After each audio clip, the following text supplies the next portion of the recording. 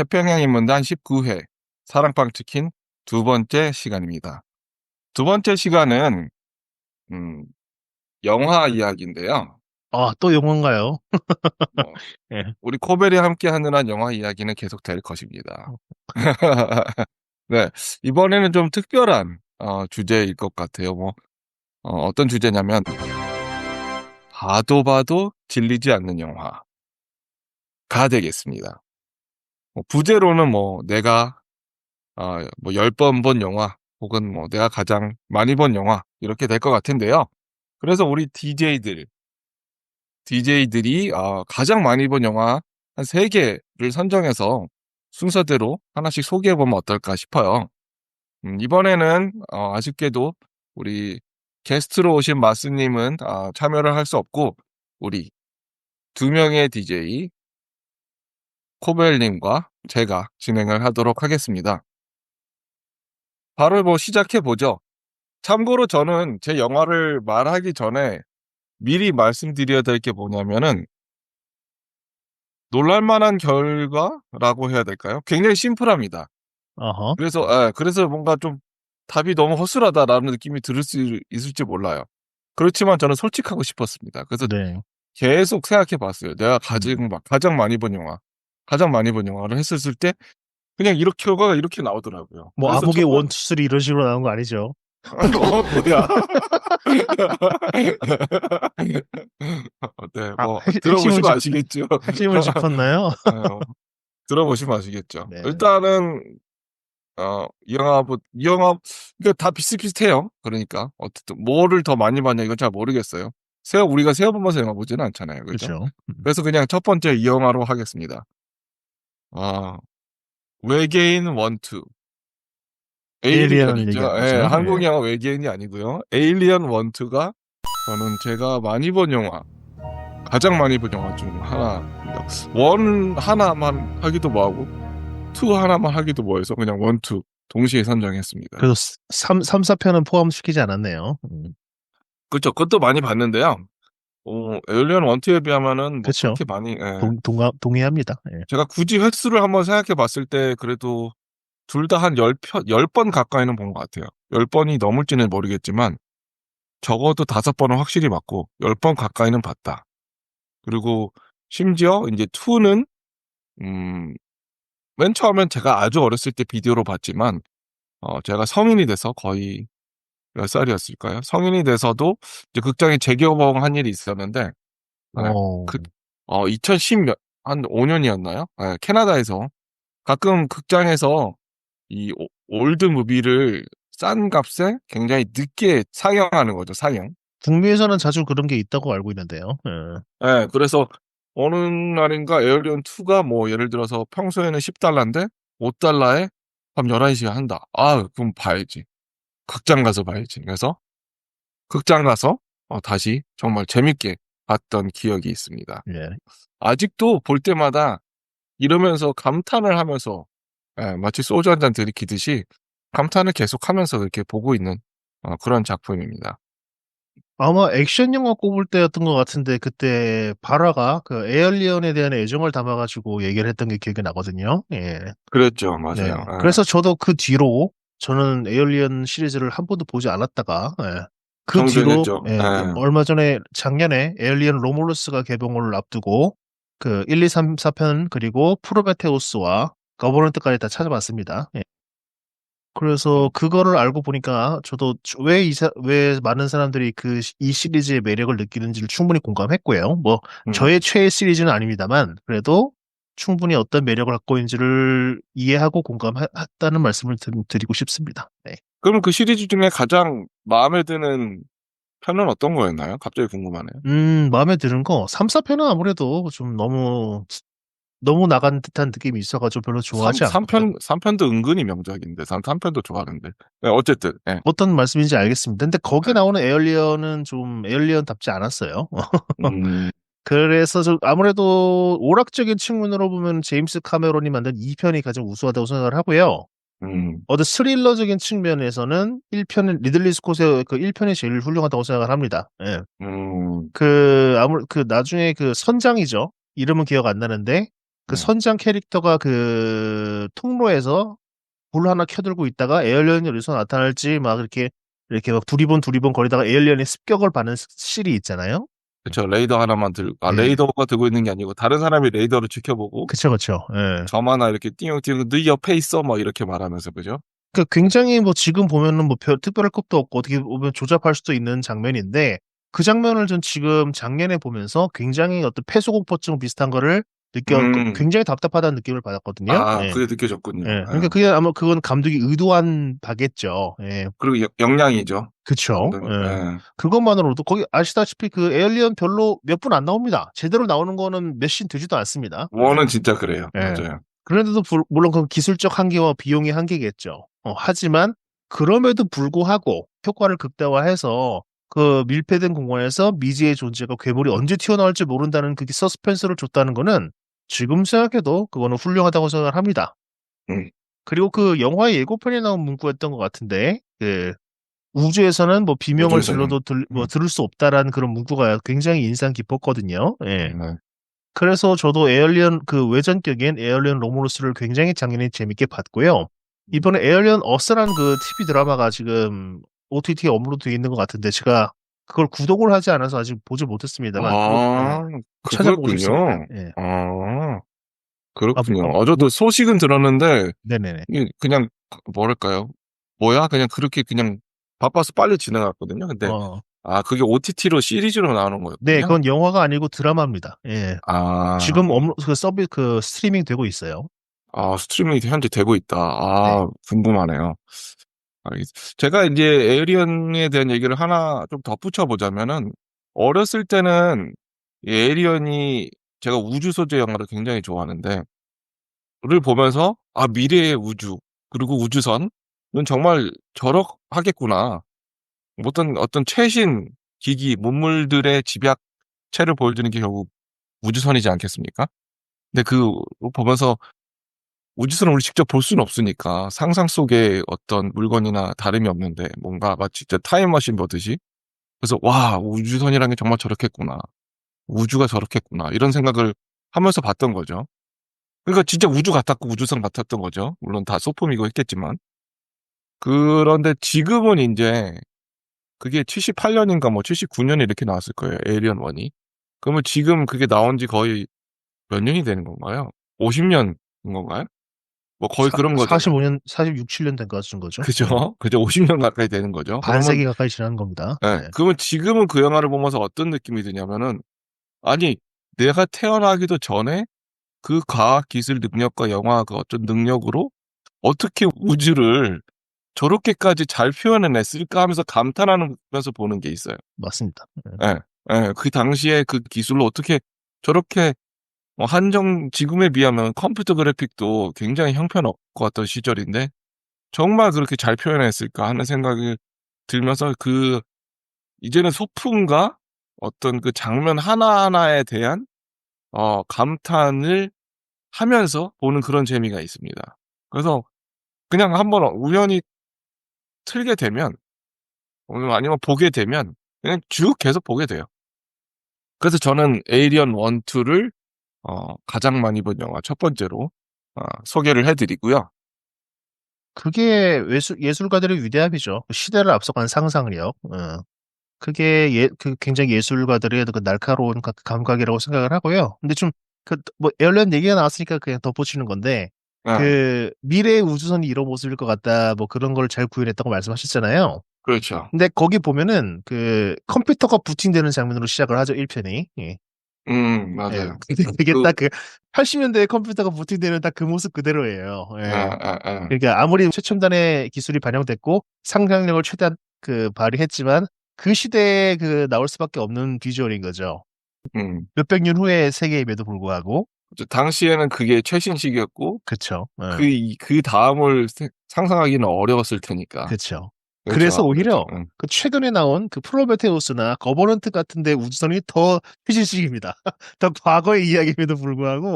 그건 예. 맞죠. 예. 그거는 맞죠. 그 시대상으로는 시간대상으로서는 그 뒤로 갈수록 오히려 더 레트로함이 더해지는 그런 보는 걸 재미가 그죠. 있어요. 예. 훨씬 미래인데도 불구하고 기기들은 더 옛날인 것 같은 그런 그 그래픽 같은 항로 같은 걸 보면 특히나 그쵸. 그렇죠. 예. 그래서 에얼리언 로몰루스를 보고 그 에일리언 1에 나왔던 그 이미지 옛날 레트로스러운 그 우주선의 이미지를 굉장히 또 잘 구현해 놨더라고요. 네. 맞아요. 많이 살렸어요. 네. 그 그래서 공이 보이더라고요. 그 예. 팬 서비스의 측면에도 그렇고 원작에 대한 존중에도 그렇고 굉장히 애를 많이 쓴 그런 스피노프라는 생각을 했었습니다. 예. 맞아요. 그 로몰스 감독이 그 전에 뭐 공포 영화 2개 한 게 이제 크게 재밌진 않았었는데, 그래서 우려감이 있었는데, 적어도 로몰루스만큼은 기존에 오히려 리들리 스콧의 그 커버넌트나 프로메티우스에 못지않고 오히려 그 이상에 가까운 영화를 만들어냈다. 예, 저는 좀 그렇게 생각하는 바입니다.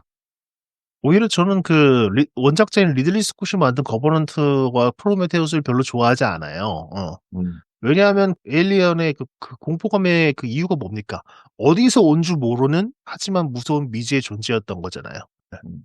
근데 그게 그냥 검은 물질 같은 걸 이용해서 옛날 갑자기 이름이 뭐죠? 그 옛날 외계인들 칭하는 이름이 용어가 있었는데. 엔지니어요? 엔지니어. 음. 엔지니어들이 인위적으로 만든 존재라는 설정이 덧붙여지면서 어떤 에일리언에서 오는 그런 공포감, 신비감 같은 이미지가 좀 희석돼 버렸다는 느낌이 좀 있는 것 같아요. 네. 저 되게 적극 공감하는 바인데, 저도 솔직히 엔지니어 존재를 별로 달가워하지 않는 것이, 일단은, 그러니까, 에일리언의 어떤 존재, 어떤 기원과 더불어서 인류의 기원까지도 함께 지금 다루려고 하는 모습이 보이잖아요. 그거를 굳이 다룰 필요가 있었나? 그냥 이미 에일리언이라는 세계관이, 만들어진 상태인데, 그냥 에일리언 그 상태에서 다 이어가서 그냥 에일리언 영화를 계속 만들어도 될 것 같은데, 굳이 무슨 인류의 기원이나 그다음에 에일리언의 기원을 설명하려는, 그리고 그게 그렇게 또 개연성이나 이런 게 또 그지 이렇게 매끄럽지도 않은데 그걸 보여주려는 게, 이게 본인이 아티스트로서 어떤 나름의 창조주잖아요. 그 영화를 만들어낸 리들리 스콧은 그렇죠. 창조주로서 뭔가 자신이 책임감을 느끼는 건지 자신이 숙제로 느끼는 건지 모르겠어요. 그렇지만 에일리언 팬으로서 그렇게 뭐 그게 또 재미가 있으면 모르겠지만 그렇게 뭐 크게 재미와 감동을 주지 않기 때문에 저는 소재가 점점 그쪽으로 가는 것에 대해서 좀 반감이 있습니다. 특히 뭐 우리 인조인간 AI 인조인간이 계속 아, 나오는데 그 역할도 점점점 커지죠. 네. 커지면서 뭔가 그 인류의 기원에 자꾸 그 AI가 뭔가 영향을 끼치게 되는 뭐 이런 알 수 없는 어떤 그 꿍꿍이는 알 수가 없지만 그런 방향으로 흘러가는 거는 별로 저도 좋아하지는 않습니다. 특히나 마지막에 커버넌트 보면은 더욱더 그렇죠. 그래서 어쨌든 뭐 본인이 만들었기 때문에 본인이 뭔가 끝맺음을 하고 싶어하는, 그리고 워낙 또 나이가 많으시잖아요. 그래서 끝맺고 하고 싶어하는 그런 마음이 좀 엿보이긴 해요. 그래서 그런 뭔가 이제 나름의 어 인생에 있어서 숙제같이 생각하는 건지 모르겠지만 어쨌든 저는 전에도 말씀드린 바와 같이 어떤 영화든 나오면 환영을 할 것 같아요. 에이리언 영화가 계속 나오는 건 환영하지만 방향성에 있어서 그냥 원하는 방향은 아니다. 예. 근데 뭐 로물루스가 나온 것처럼 다른 감독들이 이어서 계속 만들 수 있기 때문에 이 에일리언의 생명성은 계속 당분간은 적어도 지속될 것 같다. 그런 생각이 듭니다. 네.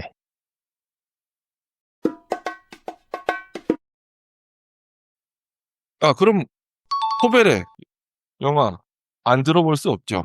네. 포베레. 예. 저도 에일리언은 아니잖아요. 네? 에일리언은 아니잖아요. 아일리언은 아니죠. 저도라고 하길래. 저도 프랜차이즈 시리즈 영화이긴 합니다. 정답.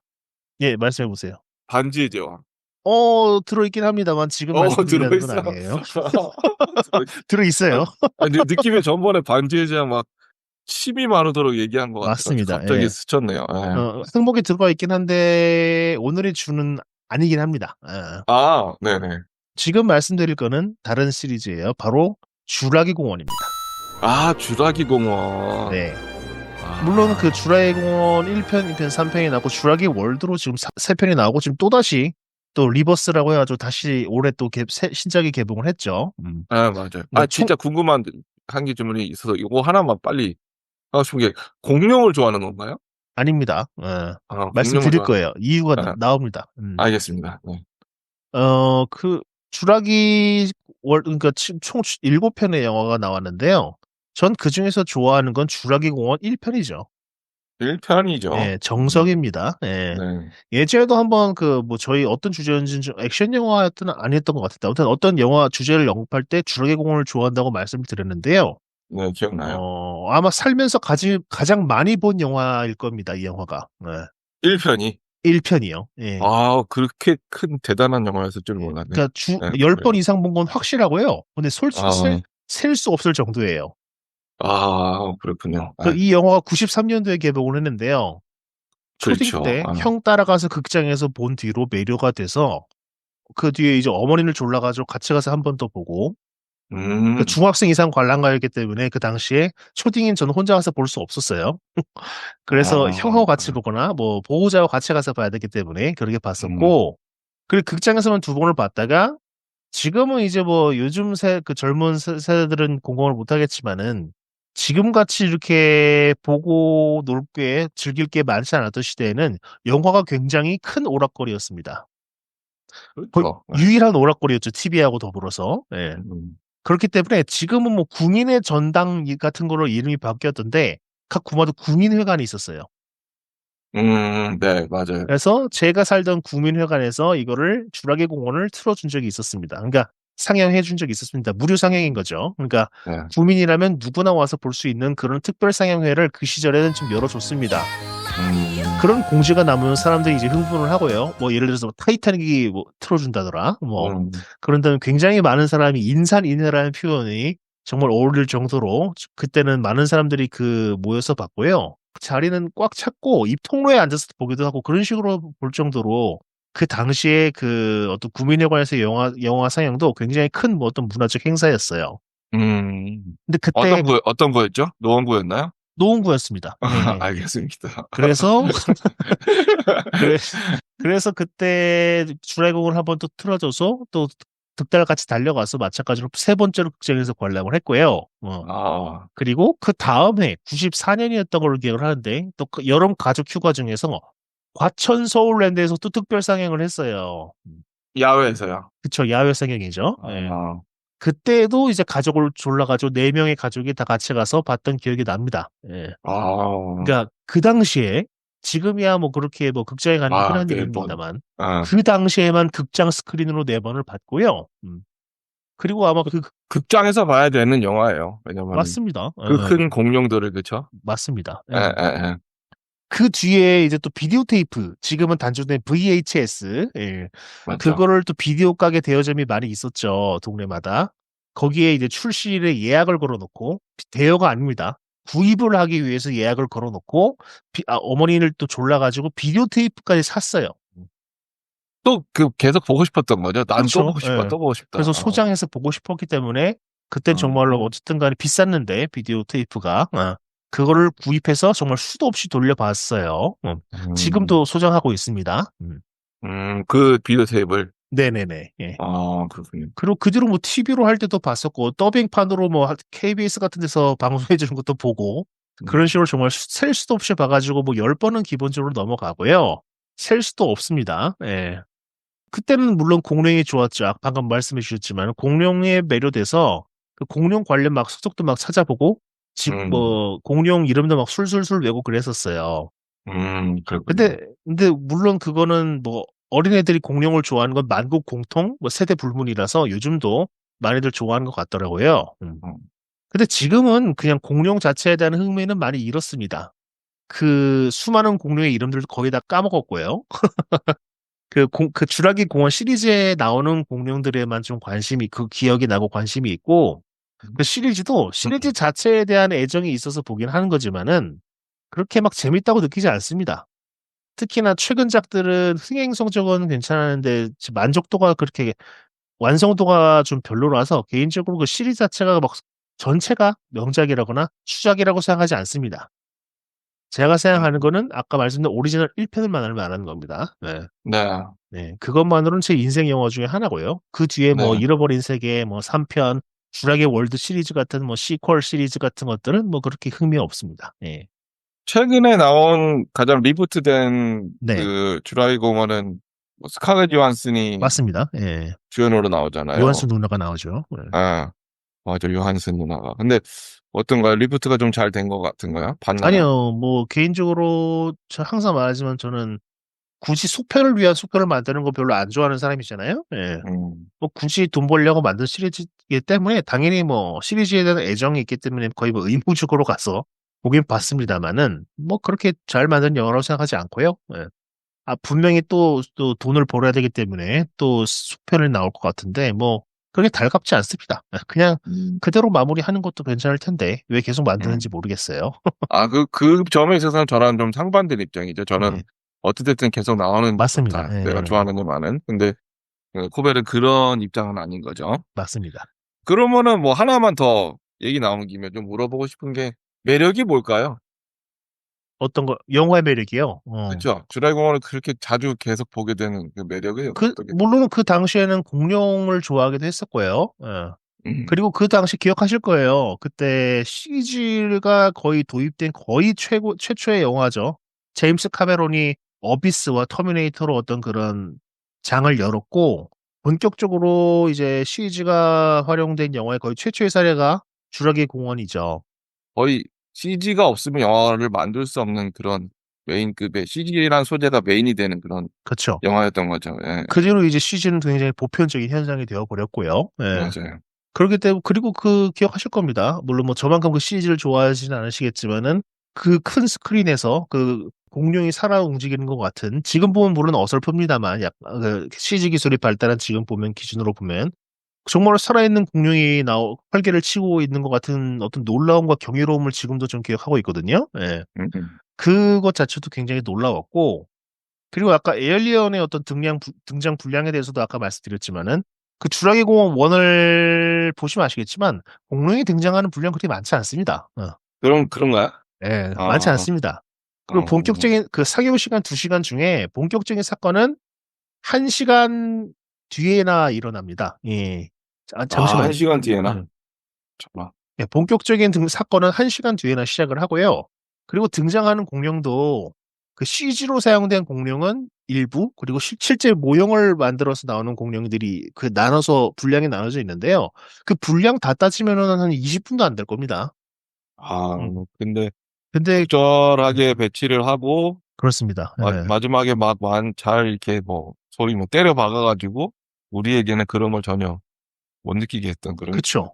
그리고 뭐 기억하시겠지만 벨로시랩터라는 그 무시무시한 공룡이 쫓아오는 극한의 그 서스펜스를 제공하기 때문에 그 어떤 장르 영화로서도 굉장히 훌륭한 서스펜스를 주고 완급 조절을 굉장히 잘했다고 생각을 하기 때문에 훌륭한 그 SF 영화라고 생각을 하고요. 음, 그리고 뭐 굉장히 간과되는 측면인데 그 마이클 크라이튼의 원작 그 소설이 원작입니다. 그게 어떤 그랬어. 예. 기술 문명, 유전 공학에 대한 어떤 위험성에 대해서 그 경고하는 메시지가 굉장히 큰 줄기를 차지하고 있거든요. 그 주제 그것이 의식을 예. 그 영화 내에서도 굉장히 어떤 되게 설명적으로 어떤 사람들 입을 통해서 얘기하고 있긴 하지만 굉장히 잘 전달했습니다. 음, 그래서 그런 측면에서 메시지의 메시지를 잘 원작의 전달. 메시지를 예. 잘 구현하고 장르적 영화로서의 오락 영화로서의 혹은 공포 영화로서의 서스펜스, SF 영화로서의 어떤 비주얼적인 측면 모든 측면에서 지금 굉장히 완벽한 영화라고 생각을 하고요. 예. 음. 그래서 저는 뭐 장르마다 판단하는 기준은 다릅니다만 제 몇 안 되는 그 만점짜리 영화 중에 하나고요. 예. 아, 만점이군요. 그렇습니다. 별 아, 5개짜리 영화 중에 예, 하나고요. 예. 그렇기 때문에 저는 그 주라의 공원을 제 인생 영화 중에 하나로 꼽습니다. 예. 음. 제가 영화를 진짜 많이 봤었던 시절 중에 하나가 당시 제가 뭐 좀 중학생, 고등학생 이때인 것 같긴 한데, 그때도 영화를 많이 봤긴 했는데, 근데 그 당시에 이제 키워드가 있었는데 이 영화를 비롯해서 완전 분수령이 돼서 이제 퍼져나간 단어 하나가 바로 또 DNA거든요. 맞습니다. 예. DNA를 추출해서 또 결합한 그런 DNA라는 단어를 뭐 이 영화를 통해서 지금 대중적으로 자리 잡지 않았나. 그전에는 거의 우리 DNA는 말 하지도 않았어요. 그렇습니다. 그, 그렇습니다. 예, 예. 예. 그래서 그 말도 좀 기억이 나네요. 지금은 뭐 물론 기술의 발달입니다만은 요즘 뭐 범죄 현장에서도 DNA 수사법 같은 것도 굉장히 잘 활용되고 있고요. 예. 예전에 DNA를 이제 검출하거나 어떤 그런 것조차도 그 과거에는 좀 없었던 거죠. 그렇습니다. DNA, 예. 예. 아, DNA라는 것이 있구나. 유전되는 것이구나. 이런 것들을 이제 예. 조금씩 밝혀내면서 그런 상상도 가능했다는 거잖아요. 근데 요즘은 이제 이게 상식이 예. 돼버렸잖아요. 그런 식으로 물론 아까 이것도 그 측면입니다. 그 작가들의 상상력, 예리한 통찰력, 예. 그거죠. 마이클 크레이튼이 물론 과학적인 그런 그런 분야에 관심이 많은 작가이긴 합니다만은 그 유전공학의 어떤 그 문제점이나 어떤 기술의 어떤 위험성 같은 거를 잘 포착해서 만든 소설인 거잖아요. 예. 그걸 이제 스필버그가 이제 눈여겨보고 영화를 잘 한 거고요. 예. 이 줄만 하나만 하고 이제 그러면은 다음 영화로 좀 넘어가고 싶은데 그러면은 이 주라기 공원 1이 베스트고 네. 그 다음에 좀 그나마 좀 괜찮다 싶은 건 어떤 작품이냐? 주라기 공원 시리즈 중에서요? 시리즈 중에서 모든 예. 걸 다 통틀어서 2015년에 나온 그 주라기 월드 1편을 추천해드리고 싶어요. 아주 오랜만에 나온 예, 오랜만에 리부트 돼가지고 나온 크리스 파인이 처음으로 맞습니다. 이제 주演나온 그거지. 맞습니다. 예. 저도 그건 봤어요. 그거는 정말로 아까 말했던 원작에 대한 존중, 그러니까 주라기 공원 1편을 비롯해서 2, 3편을 본 사람들이라면 좋아할 만한 향수들로 채워져 있고요. 그러니까 팬 서비스 장면으로도 채워져 있는 것도 있고 그런 요소들이 깨알 디테일로 굉장히 들어가 있기도 하고요. 대중 영화로서도 그냥 그 시리즈 입문하는 사람으로서도 굉장히 보기 좋은, 그냥 가볍게 보기 좋은 영화입니다. 예.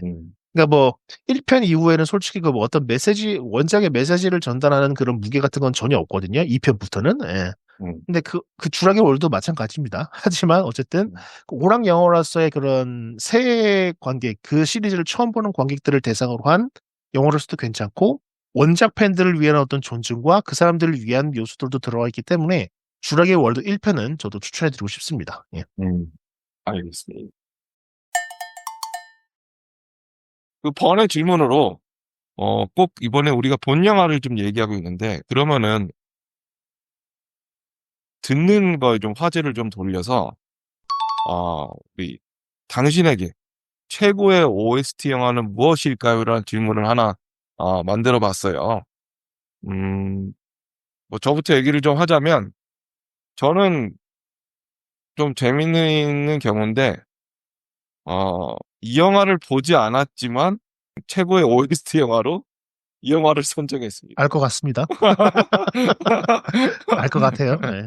그냥 OST 하니까 그냥 뭐 여러 가지 생각났지만 그래도 결론은 이거다. 결국은 이건 것 같다. 라고 해서 선정한 영화 코벨님이 말씀해 주시죠. EY 신즈의 러브레터 아닌가요? 네, 맞습니다. 그 얘기를 뭐 우리가 사적으로 하는 경험이 있으니까. 네. 저는 이 러브레터를 본 적은 없어요. 다만 이 당시에도 이 OST 앨범이 워낙 흥행을 해서 인기를 끌어서 저도 한번 들어보고 마음에 들어서 앨범을 갖고 있고 지금도 잘 듣고 있는데요. 뭐 처음부터 끝까지 정말 좋고 그 영화를 보지 않아서 저는 오겐키 데스커밖에 모르거든요. 그냥 사랑하던 사람이 죽어서 그 사람에게 편지를 보내는데 답장이 돌아왔다. 그게 이제 시작인 걸로 알고 있는데. 맞습니다. 예. 그래서 저는 음악을 들으면서 나머지 부분을 상상만 할 뿐이죠. 예. 근데 너무 좋은 거예요. 상상할 때도 좋고. 그리고 러브레터가 이 배경이 겨울이잖아요. 네. 근데 그 겨울 배경에 눈 내리는 단초하달까? 깔끔하달까? 청아한 그런 느낌의 이미지와 음악과 잘 맞아 떨어지고, 글쎄요. 그게 1번부터 11번까지 트랙이 있나 그런 것 같은데, 다 들을만 한 1시간이 좀 안 되거든요. 근데 하나도 놓치고 싶지 않을 정도로 모든 곡이 다 좋고, 정말, 이렇게, 진짜 뭐 명작은 더 이상 넣을 것이 없는 게 아니라 더 이상 뺄 것이 없는 것이다라고 하는데, 뭐, 어느 하나 남을 데 없고 뺄 것도 없던 정말 최고의 OST, 가 아닐까, 저렇게 생각을 합니다.